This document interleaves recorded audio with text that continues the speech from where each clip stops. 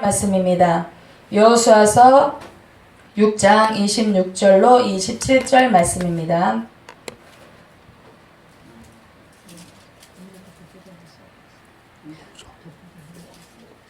다 찾으신 줄 알고 한 목소리로 합독하시겠습니다.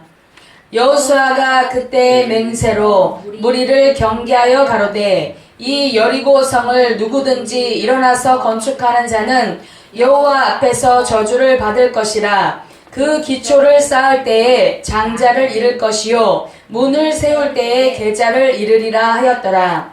여호와께서 여호수아에게 함께 하시니 여호수아의 명성이 그 온 땅에 퍼지니라. 아멘. 오늘 말씀의 제목은 여리고 성을 완전히 무너뜨리자입니다. 부제로는 여리고성을 완전히 무너뜨릴 것인가 다시 세울 것인가입니다. 오늘 여호수아 6장은 이 시대적 배경을, 이 6장의 배경을 설명드리면 요단을 건너서 이제 가나안 땅에 들어가서 해야 할 방법 두 가지, 해야 할 일들을 하나님께서 여호수아에게 말씀하고 계십니다. 여리고성을 함락시키는 과정과 또 방법이 설명되고 있습니다. 이 가나안 땅의 첫 관문인, 가나안 땅으로 들어가는 첫 관문인 여리고성은 난공불락의 성으로 사람의 힘으로는 절대 정복할 수 없는 성입니다. 여리고성 발굴 당시 성의 넓이는 32제곱미터, 평균 성들의 크기고 오아시스 지대의 종려의 성읍이며 평원에 위치했지만 천혜의 요새로서 가파른 경지 정상에 위치하고 있으며 성 주위 방비는 3-4m 정도 돌로 장애물을 설치하였고 또 경사는 350도의 경사로서 이 성을 직접 공격하여서 그 장애물을 넘어서 점령하기는 불가능하며 성문만 굳게 잠궈놔도 이 성을 절대 뚫을 수 없는 성입니다. 인간의 감점으로는 점령 불가능한 성인 것입니다.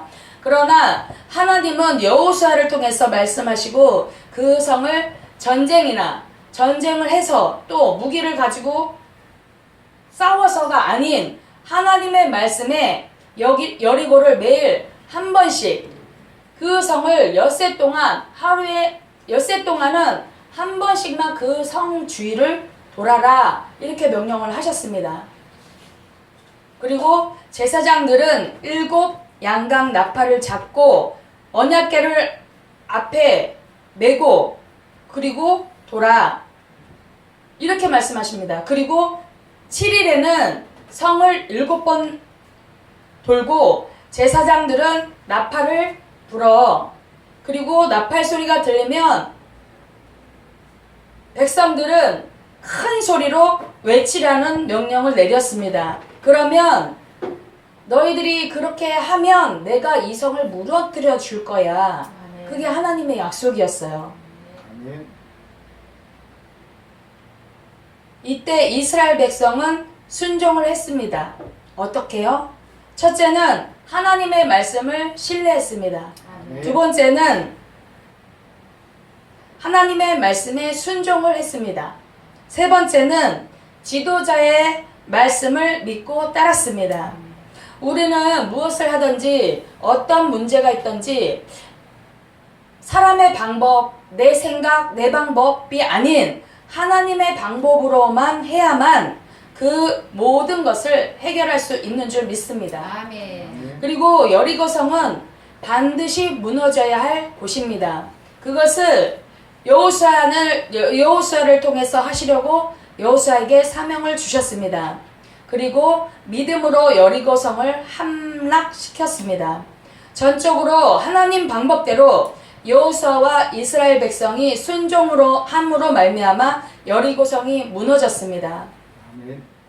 두 번째는 하나님은 여리고성을 다시 건축하지 말라. 첫 번째는 너희가 하루에 한 번씩 엿새 동안 이 여리고성 주위를 돌아. 그런데 너희가 해야 할 것이 있어. 6일 동안 돌되 아무 소리도 하지 마.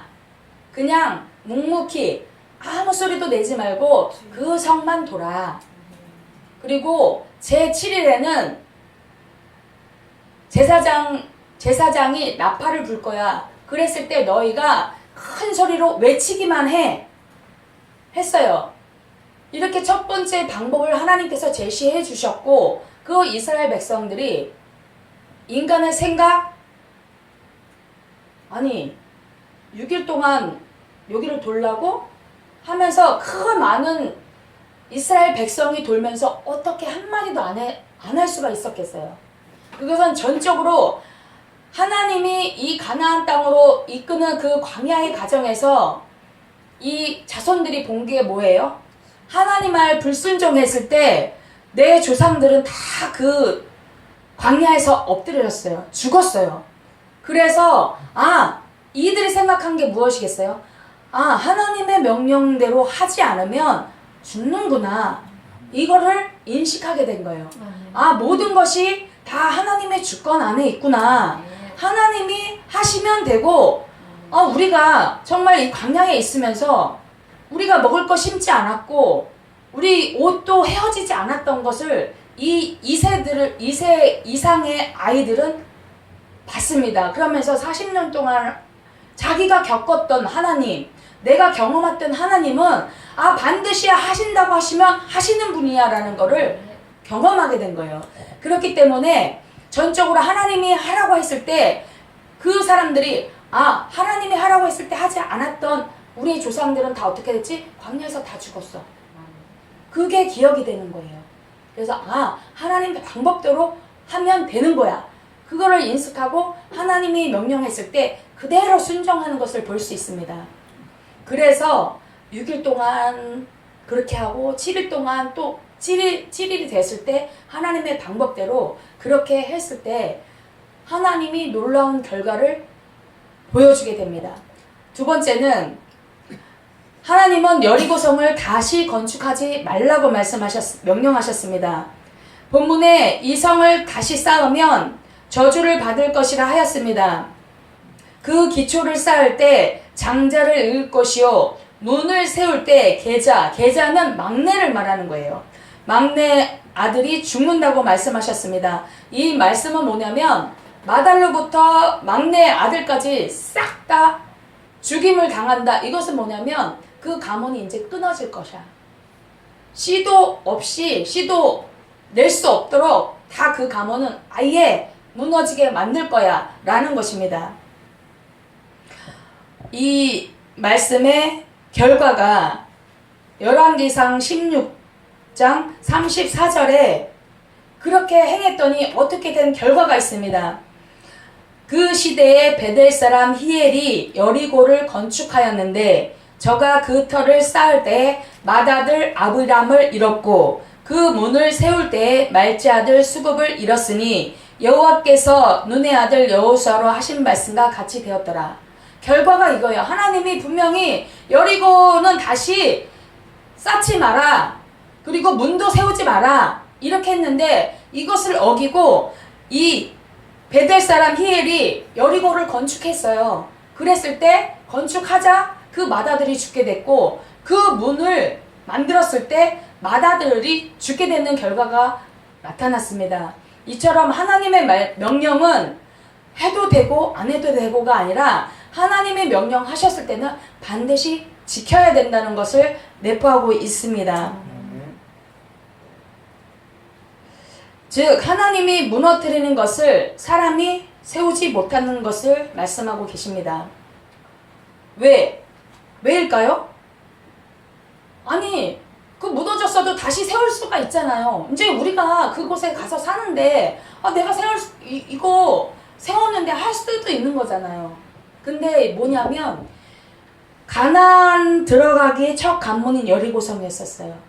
첫 번째 제물로 바쳐진 성인 것입니다. 하나님 앞에 10의 1조의 개념으로 하나님께서 너희들이 한 것이 아니야. 너희들이 무기로 또 전쟁을 해서 그들을 무찌르고 그곳을 함락한 것이 아니야. 전적이 내가 한 거야. 하나님의 주권을 하나님께서 말씀하고 계신 거예요. 내가 한 것을, 하나님이신 내가 한 것을 사람인 너희가 다시 그것을 건축하면 안 되는 거야. 이렇게 말씀하고 계시는 거예요. 하나님의 주권. 모든 것이, 이 세상의 모든 주권이 하나님께 달렸잖아요. 아멘. 다윗이 바세바의 우리아의 아내를 취해서 바세바를 취해서 자녀를 얻었어요. 그렇지만 그 자녀를 태어나자마자 열병으로 굉장히 아팠어요. 앓았는데 하나님께서 이 아이가 죽을 거다. 그러니까 너는 나에게 그런 기도를 하지 마라 했어요. 하지만 다윗은 그래도 하나님 앞에 나와서 하나님 이 아이를 살려달라고 밤새 눈물로 기도를 했어요. 기도를 했는데 들려온 얘기가 이 아이가 죽었다. 자기의 신하가 와서 왕이여, 이 왕자님이 이 세상을 떠났습니다 라고 했을 때 다윗은 그 날로 금식을 그치고 그 다음에 바로 음식을 먹고 그 슬픔을 다 내던지고 그날부터 그 왕의 직무를 다시 했다라고 해요. 그것은 뭡니까? 이 다윗은 하나님의 주권, 생명도 다 하나님 손에 달린 거예요. 사람이 그 생명을, 그 아들을 잃는 것이 안타깝고 마음이 아프고 괴로워서 하나님 이 아이를 살려달라고 기도를 했지만 하나님이 안 된다 그러면 안 되는 거예요. 아멘. 내가 할 수 있는 거는 혹시라도 하나님의 마음을 돌이킬 수 있을까 하는 거에서 그거에 의한 내가 하나님을 앞에 굴복한다는 그 뜻으로 하나님께 기도하는 거예요. 아버지, 내가 잘못했습니다. 내가 잘못한 게 있다라면 용서해 주세요.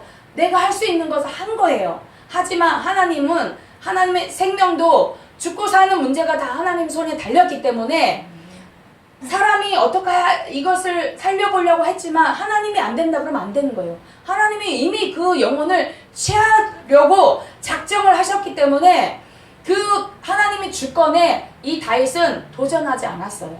다만 내가 무릎을 꿇고 겸손히 하나님의 명령에 의해서 내가 그 명령을 받아들이는 작업을 했던 거예요. 이 다윗은.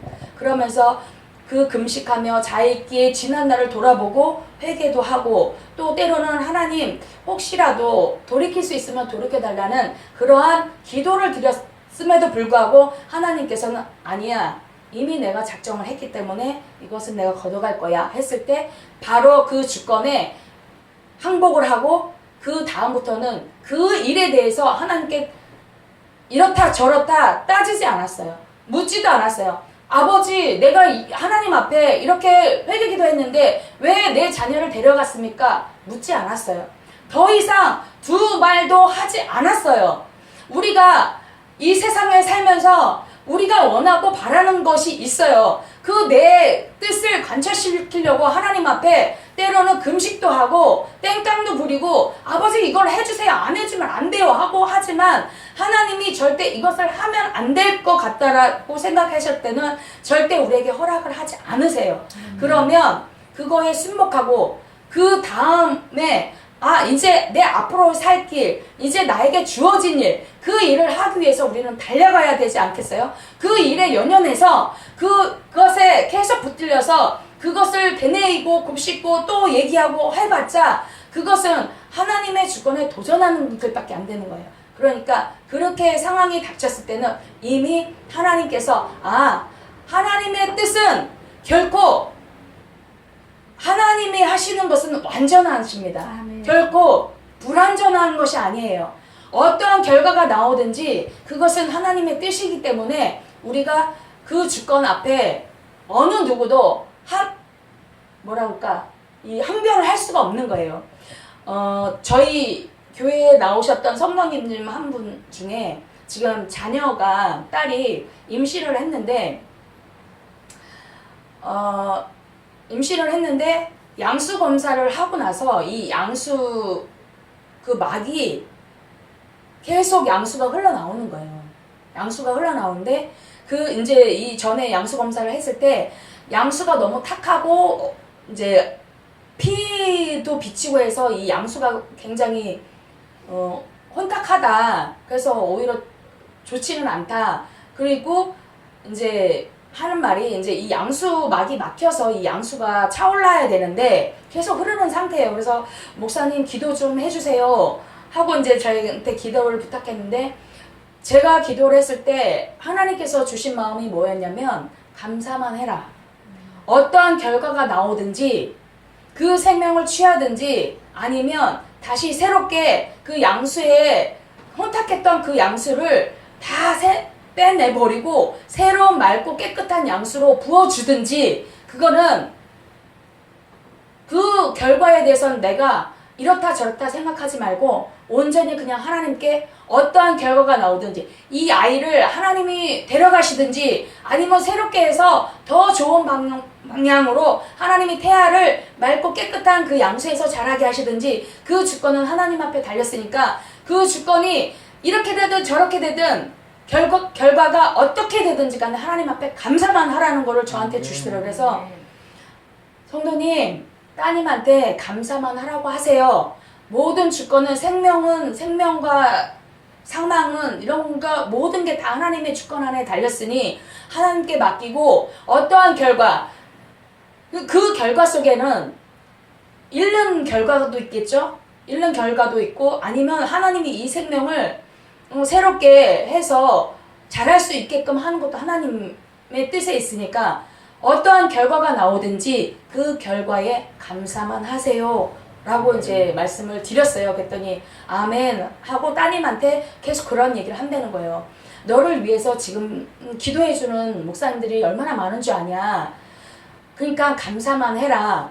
그러면서 이 집사님도 받은 게 뭐냐면 빌립보서 4장 말씀 모든 것에 감사로 하나님께 아뢰라.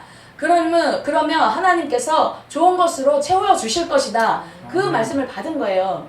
그래갖고 이제 엊그저께 전화가 왔더라고요. 목사님 이래 해서 저도 이렇게 하나님이 이렇게 목사님 기도해 주셔서 그 말씀을 딸한테도 얘기했고 저한테 주신 말씀도 이런 말씀을 주셔서 이렇게 얘기를 했다라고 했다라고 얘기를 하더라고요. 그래서 성도님 어떠한 결과가 나오든지 그거는 우리가 하나님 앞에 어떠한 결과가 나오든지 감사할 수밖에 없는 것입니다. 왜냐하면 토기장이가 그릇을 만들었는데 이 그릇이 금이 가고 조금 약간의 흠이 있어서 이걸 깨버린다고 해서 이 그릇이 토기장이한테 왜 나를 깨버리냐 말할 수 있느냐.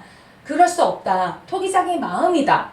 그러니까 하나님께서 빚으셨고 생명을 주셨고 또 그 생명을 건강하게 자라면 너무나도 감사하지만 그게 아니라 또 하나님께서 그 생명을 취한 거는 하나님의 뜻이 다 있을 거다. 그 과정을 통해서 나에게 말씀하고 계신 하나님의 뜻이 무엇인지 그 과정을 통해서 나를 만들어갈 것인지 아니면 내가 이것에 붙잡혀서 원망불평하며 하나님을 떠날 것인지 하나님께 도전해서 하나님을 원망불평하면서 그 삶을 마칠 것인지 그것은 우리 손에 달린 거다.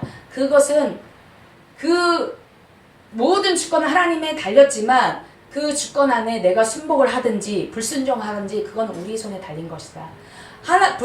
불순종했을 때는 반드시 멸망이 올 것이고 그것을 통해서 하나님 앞에 더 가까이 나아가서 하나님을 붙드는 자가 될 것인가 아니면 그것에 그 상황에 맞춰서 하나님은 나한테 이런 시련을 주셨어. 나는 그런 하나님을 믿지 않을 거야 하고 떠나가는 그런 불신앙의 사람이 돼야 할 것인가 그것을 하나님은 말씀하고 계십니다. 그리고 또한 이 여리고는 예리호, 야레아트 이것인데 달월이라는 뜻입니다. 이 뜻에서 유래한 그것에 유래해서 이 여리고라는 지명을 붙인 것입니다. 달의 신을 섬기던 장소이며 우상을 섬기고 있었고 너무나도 타락했던 그 도시라는 것을 말씀하고 있습니다. 하나님은 이러한 타락한 도시를 무너뜨리고 정복했기 때문입니다. 하나님이 가장 싫어하시는 우상 숭배한 곳이기 때문에 다시 재건하지 말라고 하신 것입니다. 여러분의 여리고는 어떠한 것입니까? 저의 여리고, 이 말씀을 생각하면서 하나님이 나에게서 무너뜨리고자 하는 그런 여리고성은 어떤 것일까? 내가 나의 안에 쌓았던 그 여리고성, 어떠한 사람도 어떠한 것도 무너뜨리지 못했던 그 난공불락의 그 여리고성, 내 안에 쌓고 있던 그 여리고성, 정말 겹겹이 쌓아서 하나님의 말씀 또 하나님의 빛이 들어오지 못하도록 쌓고 있었던 그 여리고는 무엇일까? 이 여리고는요, 상징적으로 자녀가 될 수도 있고요, 그 다음에 부모가 될 수도 있고, 세상 일이 될 수도 있고, 또 재물이 될 수도 있습니다. 내 아내, 내 남편이 이 여리고가 될 수도 있는 거예요. 이런 여리고를 하나님께서는 무너뜨리기 원하십니다. 절대 하나님, 이런 것들이 내 안에서 하나님보다 우선된 거, 하나님의 주권 안에 도전하는 이런 것들이 내 안에 가득 쌓여 있으면 하나님의 것으로 채울 수가 없어요. 예전에도 제가 말씀드렸지만, 더러운 물에 아무리 물을 분들 그 밑에 찌꺼기가 앉아 있는 한 어느 순간 가만히 놔두면 이 물이 좀 정화된 것 같아요. 근데 어느 순간 이걸 막 흔들면 다시 그 찌꺼기들이 올라와서 다시 혼탁한 물이 되듯이, 그 내 안에 있었던 이 내가 정말 아직 고집, 그 다음에 원치 않았던 그런 상처들이 내 안에서 가득 쌓여 있으면 하나님의 빛이 들어오려고 해도 이게 겹겹이 쌓여 있어서 이걸 뚫지 못하도록 내 안에 아성을 만들어서 절대로 이거는 무너뜨리면 안 된다라는 그런 아성들을 하나님께서는 철저히 무너뜨리기 원하시는 것입니다. 그래야 해서 그 안에 하나님을 모시고 사는 천국 백성이 되게 하시기를 원하시는 것이 하나님의 뜻입니다. 그래서 하나님은 절대 이 여리고성 다시 쌓지 마. 너희가 생각하고 하나님보다 먼저 우선시했던 그런 거 다시 여기다가 쌓지 마. 내가 너희 하나님이고 너희 주권자고 너의 길을 인도해서 좋은 곳으로, 정말 쉴만한 물가로 안전한 곳으로 내가 인도할 텐데 네가 아무리 해보려고 한들 그거는 허망한 것이야 라는 것을 말씀하고 계십니다. 그래서 하나님께서 전적으로 진짜 여리고성은 사람이 한 게 아니잖아. 다만 했다는 것은 뭐냐면 하나님의 말씀, 하나님의 방법대로 하나님이 세우신 지도자를 통해서 함께 했던 그 순종의 그 자세, 하나님은 그것을 보셨잖아요. 그것을 보시고 여리고성을 무너뜨렸었어요. 만약에 한 사람이라도 그러한 것이 없고 자기 생각과 자기 저걸로 했다라면 그것은 하나님께서 결코 기뻐하지 않으셨을 거예요. 그 성은 절대 무너지지 않았을 거예요. 하나님은 한 마음 되기를 원하세요. 아멘. 하나가 되기를 원하세요. 아멘. 하나님은 하나가 되게 하길 원하시는데 사단은 분열을 시킵니다. 자꾸 예전의 것, 그 다음에 지금 안 좋은 거, 눈에 보이는 거, 그걸로 꼬집어서 얘기를 해서 그 사람의 마음을 흐트러뜨리고 그 사람과 가까이 하고 원하고 함께하고 하나가 되게 하기 위해서 이 교회도 마찬가지고 가정도 마찬가지고 사회도 마찬가지예요. 대부분의 사람들은 자기를 드러내려고 해요. 자기를 나타나게 하기 위해서 자기만 옳은 줄 알아요. 그런데 그건 아니잖아요. 물론 내 생각이 있고 내 주장이 있어도 내 주장과 상대방의 주장이 맞지 않는다 하면 절충을 해야죠. 그래, 당신 주장도 맞습니다. 내 주장도 맞습니다. 그러면 이 주장이 둘이 주장만 내세울 게 아니라 서로 이 방법도 해보고, 그러면 당신이 말하는 그 방법도 한번 해봅시다 라고 해서 하나가 되길 원하는데, 악한 사단 마귀는 분열시켜요. 싸움을 시켜요. 마음을 상하게 만들어요. 마음이 상하면 문이 닫혀요. 마음의 문이 닫혀요. 그 사람하고 가까이 하고 싶어도 하기 싫어지는 거예요.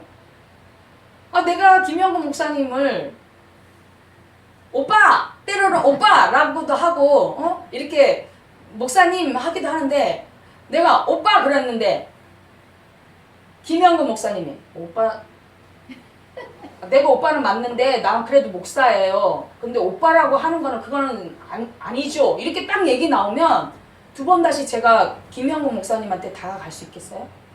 없어요. 그래서 목사님은 그래도 이렇게 조금 겸손하시고 막 이러셔서 오빠 그러면 씩 웃어요.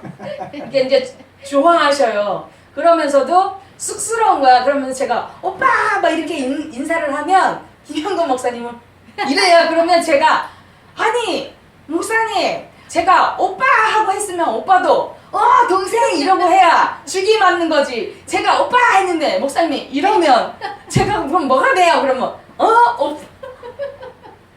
쑥스러워서 그러면 그래도 또 이렇게 하더라고요. 그러면서 이제 좋아하고 하시고 이제 쑥스러워서 그렇다고 이제 이렇게 얘기를 하시니까 또 이제 이렇게 다가갈 수 있고 하는데 사람이 이렇게 좀 다가가려고 이렇게 좀 이렇게 건네고 하는데 그냥 막 정색하고 막 이러면 그 사람한테 다가가고 싶은 마음이 진짜 막 이렇게 잘해드리고 싶고 내 마음은 정말 이렇게라도 좀 해주고 싶고 한데 상대방이 이렇게 다 그냥 거절하고 이러면 더 이상 다가갈 수가 없어요. 그리고 마음의 문이 탁 닫혀버려요.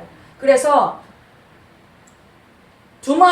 세 마디, 네 마디 할 것도 그냥 형식적인 대화가 돼버리고 그냥 왜냐면 관계 속에서 이렇게 교회에서도 그렇고 완전히 남남처럼 이렇게 지낼 수는 없잖아요. 어차피 만나야 되고 또 부딪혀야 되는 상황이 있잖아요. 그렇기 때문에 그냥 저 사람에게는 마음을 닫아놓고 빗장을 딱 걸어요.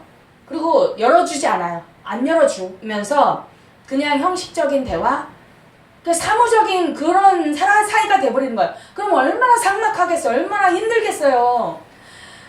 여기 시어머니하고 며느리가 있잖아요. 시어머니와 며느리 사이도 마찬가지예요. 그리고 우리 총재님이신 고건능 목사님과 사무총장님이신 김영근 목사님 사이에도 마찬가지고 저희 담임 목사님으로 계신 고건능 목사님과 부목사인 저의 관계도 마찬가지예요. 제가 이렇게 마음을 열어서 이렇게 말을 하는데 목사님이 그게 뭐야 막 이러면서 권위적으로 딱 얘기를 하다 보면 그러면 그 권위에 그냥 눌려서 그냥 나는 부목사로서의 그 일만 하면 돼 이렇게 되고 더 이상은 하려고 하지 않는 그런 거예요. 우리 총재 목사님이신 고건능 목사님이 김영근 목사님한테 너무 이제 아들처럼 또 우리 황금의 사모님을 딸처럼 이렇게 대하시잖아요. 근데 총재라시고 딱 사무총장님 이것만 딱 하세요. 이렇게 하세요. 이렇게 하면 안 됩니다. 딱 이렇게 얘기하면 사무총장이신 김영근 목사님은 에이 속으로 겉으로 해도 속으로는 이렇게 나올 거란 말이에요. 물론 이것도 하나님은 기뻐하지 않으세요. 이렇게 입 밖에 내지 않고 서로 싸우고 이런 거 하지 않아도 속으로 이것만 해도 하나님은 우리의 행동 일거수일투족을 다 보고 계세요. 우리 눈앞에 안 보인다고 해서 안 계신 게 아니거든요. 저도 때론 그럴 때가 많아요. 솔직히 우리 담임 목사님께서 뭐 얘기를 하면 네 하고 저기 가서 이런 데가 많거든요. 그러니까 들리지 않게 혼자 이래야지 속이 풀리는 거야. 왜냐면 이렇게 했는데 나는 좀 상한 거야. 마음이 이미 상한 거예요. 조금 상해서 가서 이렇게 하는 거예요. 이게 내 표현인 거예요. 내가 이 상처를 덜 받기 위한 제스처인 거죠. 그런데 이것 또한도 하나님은 기뻐하지 않는다는 거. 왜? 그래서 너의 마음을 지켜라. 생명의 근원이 이에서 남이다. 그리고 도덕으로 그 집을 뚫지 못하게 하라. 내가 이미 나가서 이게 한 게 도둑이 들어오게 침입한 거예요, 이미. 근데 깨어서 있는 사람 같으면 딱 이랬을 때 사단이 내 마음을 상하게 해서 내가 이 목사님과 연합을 하지 못하게 하는구나. 딱 깨달으면 그런 행동을 하겠어요? 못해, 안 해요. 순간적으로 그렇게 했다가도 딱 예수 이름으로 이 더러운 미신을 떠나가! 내가 목사님이 이렇게 하면은 예 알겠습니다. 목사님이 뭐 나쁜 거 시키겠어? 이러면서 이제 혼자 또 이렇게 했다가도 또 회개하면서 또 이걸 물리치는 그런 상황이 됩니다. 그러나 첫 번째, 두 번째를 봤을 때 물론 깨닫고 회개하고 하는 게 잘한 것이지만 아예 그것에 상처받고 그것을 침입하도록 내버려두지 않는 게 제일 좋은 방법인 것입니다. 그래서 하나님께서는 우리가 우리 안에 이 여리고처럼 견고하게 쌓았던 그 견고한 짐들을 무너뜨리고 정말 하나님께서 주시고자 하는 그 축복 가나안 땅, 그 땅은 젖과 꿀이 흐르는 땅, 그 점땅꾼이 들어왔을 때 그 땅은 정말 젖과 꿀이 흐르는 땅이었어요.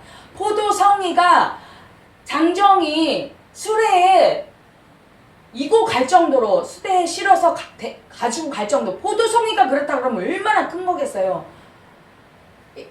예전에 제가